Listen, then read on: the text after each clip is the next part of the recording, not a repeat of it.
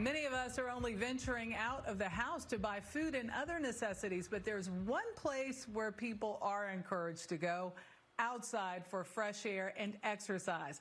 Many are doing just that while also finding ways to keep their distance from others.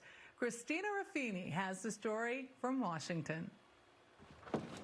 They suited up in an empty lot and made their way down the riverbank just as dawn was breaking.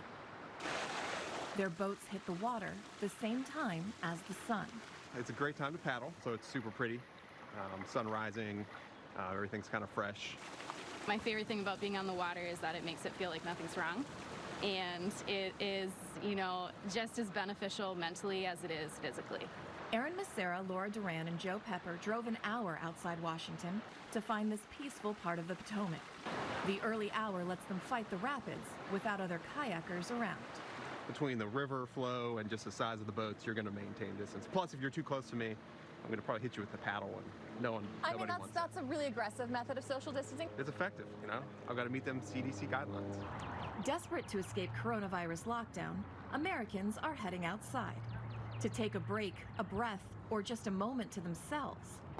But the crowds can make it hard to social distance. And not everyone understands the need for personal space. Which is why Kristen Shanicki hits this track early, really early. I work at a clinic at 7:30 in the morning, so in order to avoid the crowds and still get my workout in, I go before instead of after.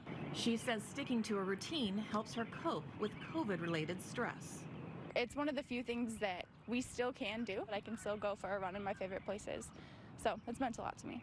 With their favorite places too packed during the day, friends Joby Jones and Holbrook Hayes have been waiting until after dark to escape their apartments, riding bikes around D.C. and the deserted National Mall.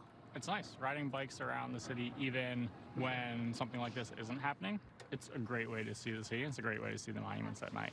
The first time we ever did this it was the first time things felt peaceful and didn't feel stressful. And those off-hour outings can have other unexpected perks. It was the first time I ever perceived the sky at night in the city.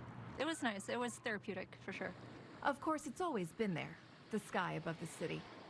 It just took a pandemic to see the stars. For CBS This Morning Saturday, Christina Ruffini, Washington. Finding the bright spots.